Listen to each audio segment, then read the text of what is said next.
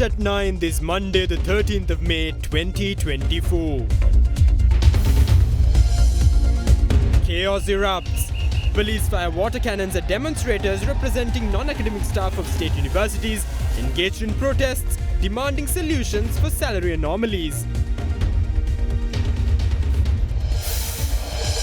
Preemptive action. Interim injunction issued preventing legal action that could be filed against the appointment of Dr. Vijayadasa Rajapaksa as the SLFP's new chairman. Raising the bar. Estate workers' wage increase to be made permanent, reveals Minister of Estate Infrastructure Development. Delayed.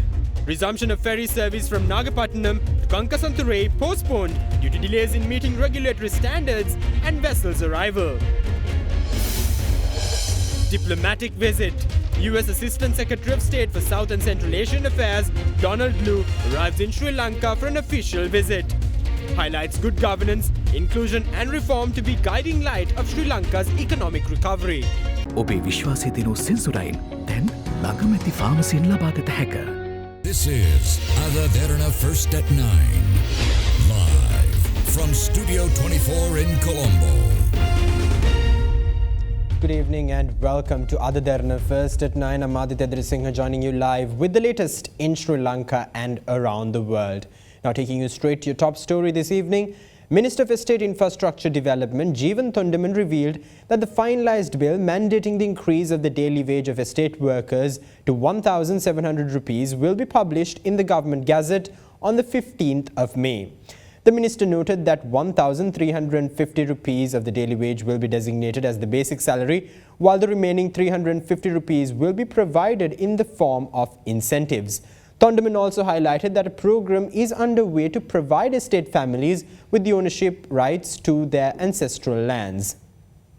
In relation to the wage increase, I think the President had announced on the 1st of May at our stage in Kotagala that he would be providing a 1,700 rupee wage, and 30th of April the Gazette was issued. Right now the government has gazetted basic at 1,350 plus 350 as an incentive based on productivity and attendance. On the 15th the final Gazette will be issued. If the companies do not come up with a proposal where the basic starts from 1,350 and the 350 rupees can be incentivized in whatever way that may be fit between the unions and the companies. But however, I would like to also bring something to light here. What is happening in the tea estates is not union issues. What's happening in the tea estates is exploitation of labor. When I had taken over as State Minister of Estate Housing in 2020, the cost of building one house was roughly about 950,000 rupees. And then when I took over as Cabinet Minister of Water Supply and Estate Housing in 2023, the cost of building that very same house was 3.2 million. When the price of a house is 3.2 million rupees, keep in mind that the Ministry of Estate Infrastructure as a whole gets a complete budget of 4 billion rupees. Out of 4 billion rupees, 500 million rupees is given for housing. 100 million is given for livelihood. So this is my argument being within the government, because I've always mentioned that there is a Ministry of Health, there is a Ministry of Education, there is a Ministry for Transport, for highways. All these ministries should invest capital in the plantation. It is not only the job of the Ministry of Estate Infrastructure to do this. We're grateful to President Ranil Wickremesinghe for creating a committee on reintegration of the upcountry community. So in that reintegration committee, right now we are passing the first recommendation, which is the rights to ownership of land. Under this Saumya Bhumi title, we would be providing land to nearly 176,000 families. The biggest issue we have right now in upcountry is because companies refuse to give approval. And all that is because of the fact that people do not have rights to ownership of land. People need to be given the land they've been living in for 200 years. So they have an opportunity to build. And that the government will support. We will give the land under 4 categories. Number 1, for the 66,000 houses that have already been built, they don't have deeds. Category B is going to be families who are capable of building their own houses if land is given to them. Then category C, people who require assistance. And assistance will come in the form of what the NHGA is doing. 50% will be given as a grant and another 50% will be given as a loan. Category D is going to be under the poverty level households where they cannot build their own house, even with assistance. So that is who the Indian housing should go to and all the other grant houses should go to. ජීවිතේ හැම තැනකදීම smart වෙන්න. පොලිය විතරක් ගෙවාගෙන යන්න. CDB Smart Draft. Now taking you to some hot local news. Police fired water cannons at protesting non-academic staff of State University this afternoon near the Diyata Uyana junction at Battaramulla. The protest action was launched island-wide, demanding an increase in the salaries of non-academic staff of all state universities. Meanwhile, a court order was also issued by the Nugegoda Magistrates Court, preventing the protesters from engaging in protests near schools in the Nugegoda area, where GCE ordinary level examinations are currently taking place. On the 2nd of May, the non-academic staff of several state universities launched a strike action demanding solutions to their salary anomalies. Accordingly, the strike action continued today for the 12th consecutive day, with nearly 13,000 employees of the non-academic staff withdrawn from their services.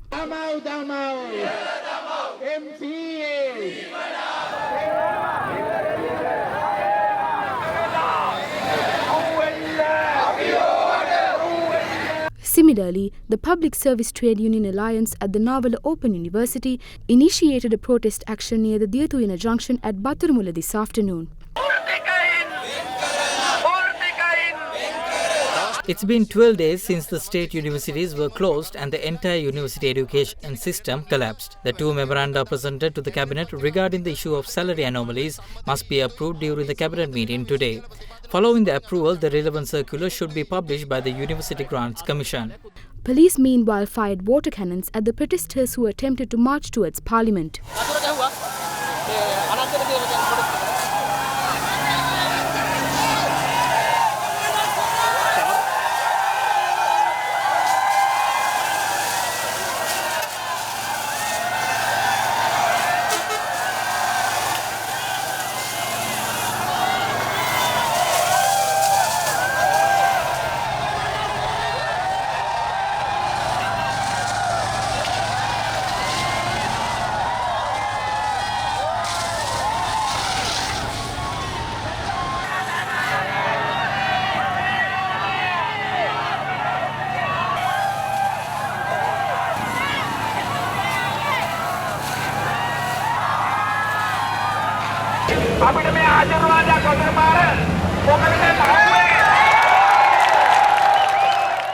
The non-academic staff says that although the issue of wage disparities were addressed, there still exists a 12% deficit. However, Dr. Susil Premachandra has presented a cabinet memorandum in this regard, and it has been presented to the relevant cabinet subcommittee. A solution will be provided following the discussion held within the cabinet subcommittee. However, trade union actions was initiated before any solution could be given.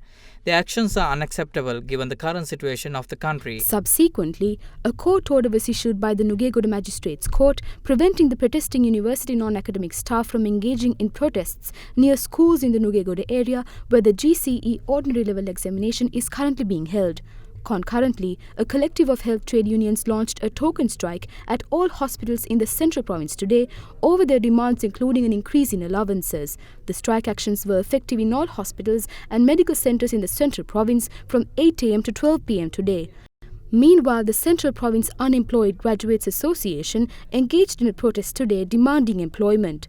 Later, the protesters handed over a memorandum to Governor of the Central Province, Lalit U. Gamage. The Gramanilidari trade unions announced that they will launch a 3-day trade union action starting from tomorrow as a result of not being able to provide solutions for their demands. Additionally, several public sector trade unions called on a joint news conference in Colombo today demanding an immediate salary increase of 20,000 rupees. The government should increase the allowances of village officials. Our only hope now is President Ranil Wickremesinghe. On the 27th of May, we will gather near the Presidential Secretariat if we are not given the opportunity to hold discussions with the President. Now, U.S. Assistant Secretary of State for South and Central Asian Affairs Donald Lu is currently on an official tour in the Central and South Asian region, arrived in Sri Lanka today. The official tour spans from the 10th to the 15th of May. Issuing a statement, the U.S. State Department said the U.S. official is set to visit India, Sri Lanka and Bangladesh during his official visit to the Central and South Asian region. U.S. Assistant Secretary of State Donald Lu's tour is expected to strengthen bilateral cooperation with each nation and also demonstrates U.S. support for a free, open and prosperous Indo-Pacific region. In Sri Lanka, US Assistant Secretary of State Donald Lu is slated to engage with officials from across the political spectrum and deepen the United States' partnership with the island nation. In his meetings, Lu will affirm the United States' support for Sri Lanka's economic recovery, as well as the importance of a robust civil society as a cornerstone for a free and democratic society. Meanwhile, today, US Ambassador to Sri Lanka Julie Chung and US Assistant Secretary of State Donald Lu met with members of civil societies to learn about their ongoing efforts to promote peace building and strengthen democratic norms. Taking to the social media platform X, Ambassador Julie Chung revealed the US Assistant Secretary's continuous insistence that good governance, inclusion and reform should guide Sri Lanka's economic recovery. In the meantime, the duo also met with the head of the Office of Overseas Sri Lankans, Vadivel Krishnamurthy, and discussed ways that Sri Lankan Americans are contributing to progress in both nations. Meanwhile, Ambassador Julie Chung and US Assistant Secretary of State Donald Lu called on the Secretary to the Ministry of Foreign Affairs, Aruni Vijayawardena, where discussions on economic, security and governance were held. In an X message, Ambassador Chung said the duo reiterated US commitment to Sri Lanka to benefit the country's long-term economic health and prosperity. US Assistant Secretary of State Donald Lu also met with President Ranil Wickremesinghe in the evening today.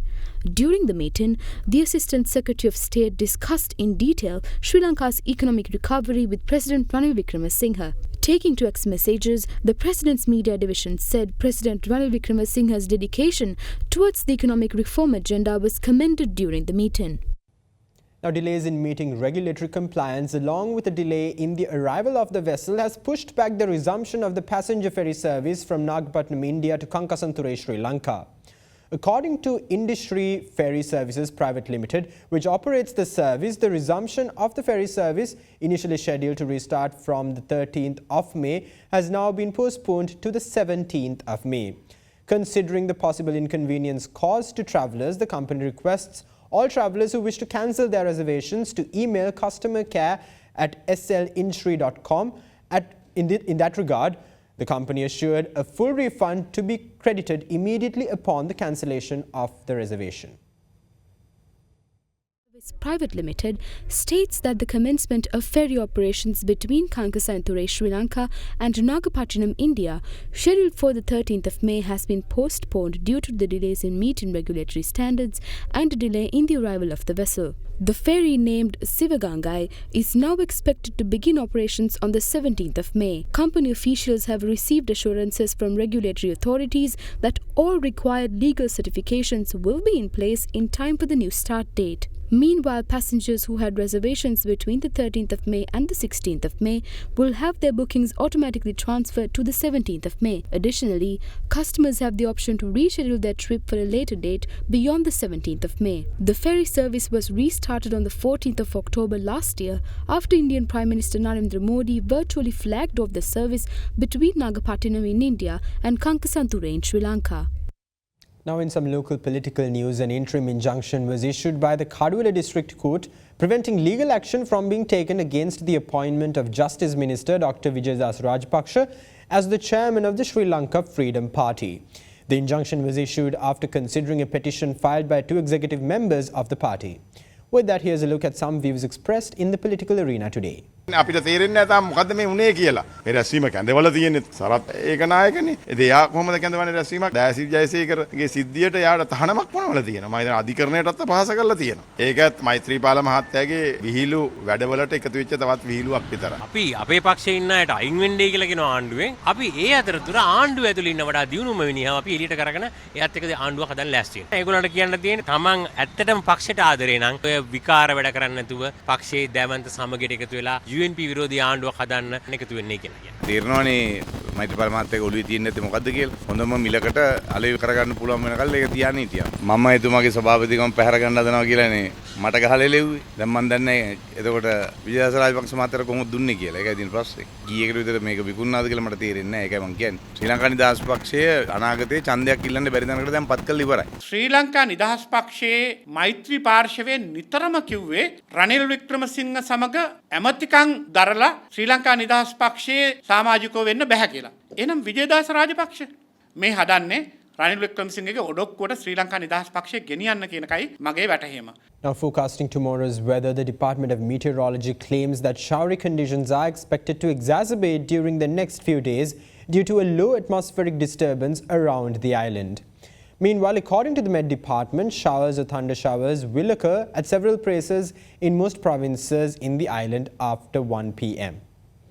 The Met Department stated that heavy showers exceeding 100 millimeters are likely at some places in the central, Sabaragamuwa, eastern, southern and Nuwa provinces through the course of tomorrow. Furthermore, showers are expected in the coastal areas of the eastern and southern provinces during the early hours of tomorrow. Meanwhile, misty conditions can be expected at some places in the western, Sabaragamuwa and central provinces and in the Gaul and Matra districts during tomorrow morning. The Met Department urged the general public to take adequate measures to minimize damages caused by temporary localized strong winds and lightning during thunderstorms. Now, the Colombo Crimes Division arrested an individual with 15 narcotic pills in possession. The pills, said to be dancing pills, have a street value of more than 67,000 rupees and were intended to be sold at nightclubs. With that, here's a look at other local news in brief. The Criminal Investigation Unit of Mount Lavinia arrested a computer engineer who engaged in drug trafficking together with a foreign drug trafficker with 50 grams of crystal methamphetamine, 1,050 grams of Kerala cannabis and 50,000 rupees in possession. Two individuals were arrested by Hirana police with crystal methamphetamine worth ₹1 million and 500 narcotic pills in their possession. The Jaffna Special Task Force arrested a 40-year-old resident of Mankumpan who had high-powered explosives in his possession during a raid yesterday.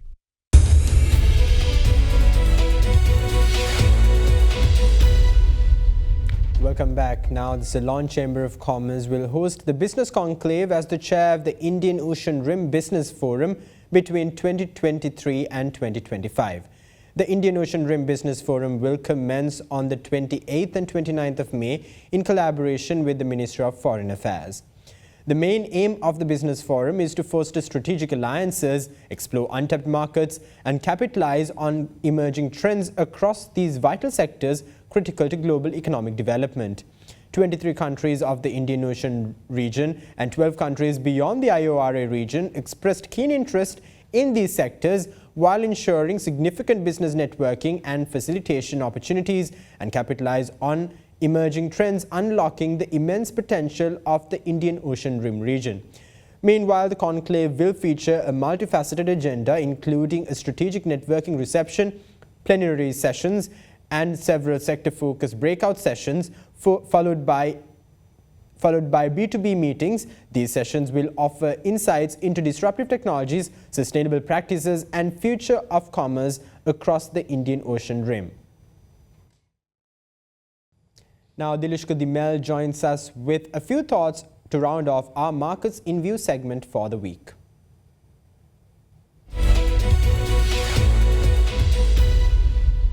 The benchmark ASPI topped the 12,500 mark for the first time in 2 years, with the positive investor sentiment continuing throughout the entirety of last week.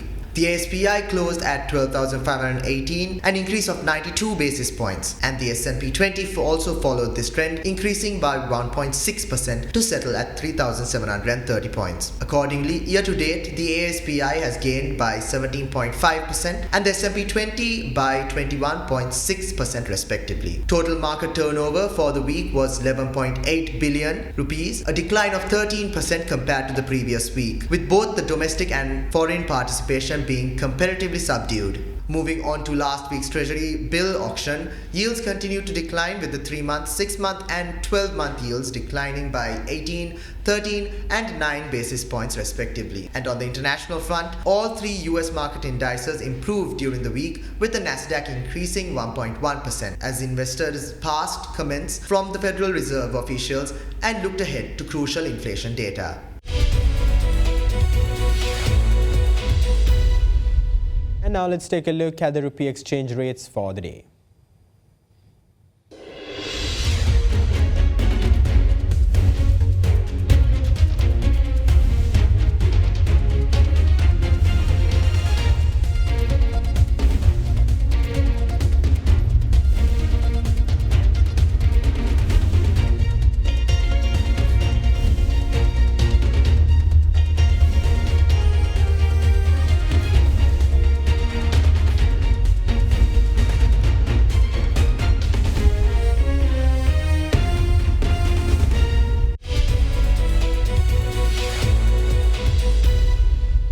Now in your corporate news, Sarva Amarasekara was appointed the group chairman of George Stewart and Company Limited, Sri Lanka's oldest company established in 1835. The appointment comes as Dilip Jayavira resigned from the group chairmanship and all directorates he held within the group in January. Dilip Jayavira, together with his partners Varuni Amunugama Fernando and Sarva Amarasekara, acquired GS and Company in 2011. The group's diversified sectors include tea exports, healthcare, travel, leisure, financial services, FMCG and industrial solutions. Meanwhile, the new group chairman Sarva Amarasekara was first appointed to the board of GS & Co in 2020 and was then made group executive director thereafter.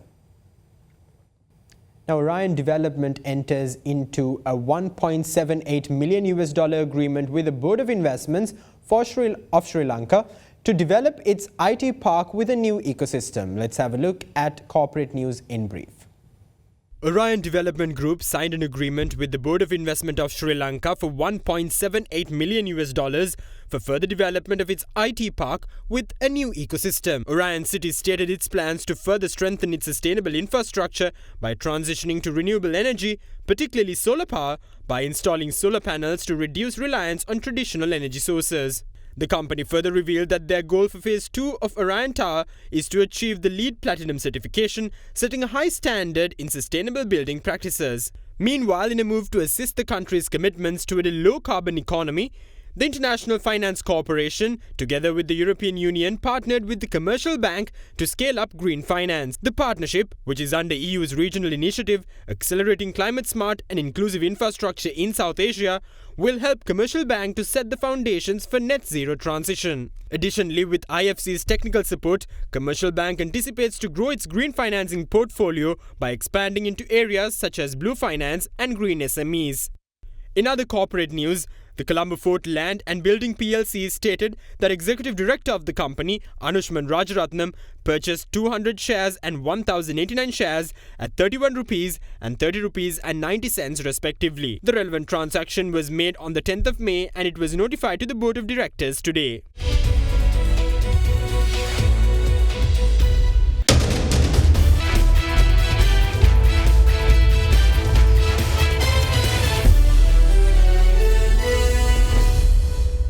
Now let's hear what Upul Tharanga had to say about the Sri Lankan squad heading to the T20 World Cup in a few days' time.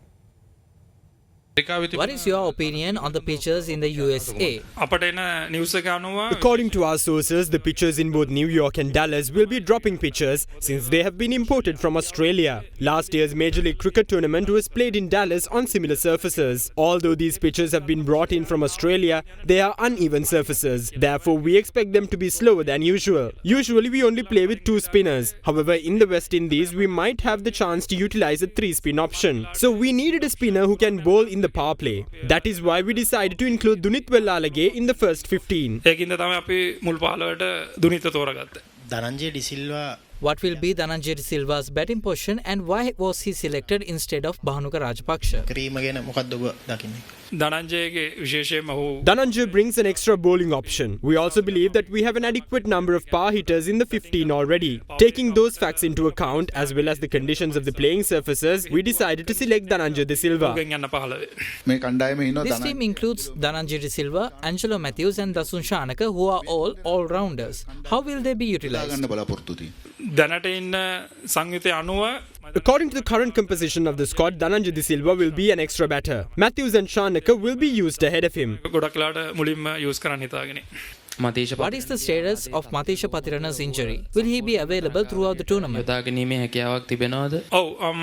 Yes, according to the latest medical reports, he will be available for the entirety of the World Cup. Recently in the IPL, we have regularly witnessed 200 plus scores. Will this trend continue during the World Cup? And if so, can our team keep up with it? Historically, the average score in the West Indies as well as in the United States has been between 160 and 165. However, we cannot predict the behavior of the pitches, so there is a chance of seeing 200 plus scores. However, I believe that we have a team that can take on any challenge. That's all the news we have for you tonight. Thank you. Have a great night.